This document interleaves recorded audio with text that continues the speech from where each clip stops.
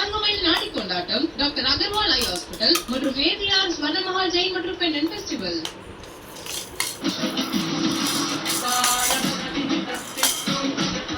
உங்கள் சன் டிவியில் எல்லாரும் சேர்ந்து